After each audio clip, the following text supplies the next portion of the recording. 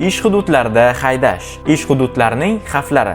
Ish hududlarida haydash bir qator xavflarni keltirib chiqarishi mumkin. Jumladan, yo'lda yoki uning yonida ishlayotgan ishchilar va og'ir texnika. Tor yo'laklar va keskin burilishlar qo'shimcha manyovr talab etadi. Qurilish jangi, texnika yoki ob-havo tufayli yomon ko'rinish, noaniq chiziqlar, o'zgaruvchan harakat yo'nalishlari yoki notekis yo'llar. Boshqa haydovchilar harakatlanish yo'nalishini tushunmasligi mumkin. Bu esa tartibsiz haydashga olib keladi. Ish hududida xavfsiz haydash uchun maslahatlar: tezlikni pasaytiring va e'tiborli bo'ling. To'satdan to'xtashlarga tayyor turing. Ishchilar va qurilish texnikalaridan uzoqroq harakatlaning. Aylanma yo'nalish belgilariga rioya qiling va yo'nalish o'zgarishlarini oldindan bilib oling. Telefon va boshqa chalg'ituvchi narsalardan uzoq turing. Magistral chiqishlari va to'lov yo'llari. Magistraldan chiqish quyidagi sabablarga ko'ra xavf tug'dirishi mumkin.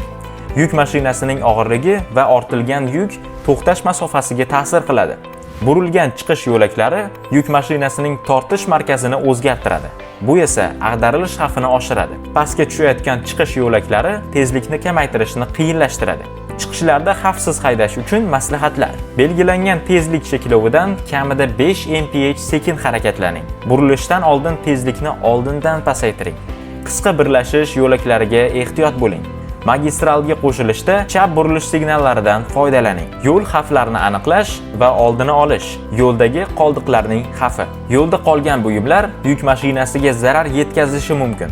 Jumladan, shinalar va g'ildirak diskalariga, elektr va tormoz liniyalariga, ikki g'ildirak orqasiga tiqilib, katta nosozlikka sabab bo'lishi mumkin.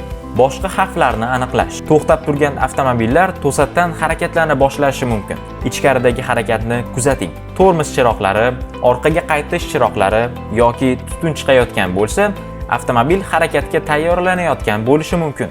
Yuguruvchilar, telefon ishlatayotgan odamlar yoki yo'l chetida o'ynayotgan bolalar kutilmaganda yo'lga chiqishi mumkin.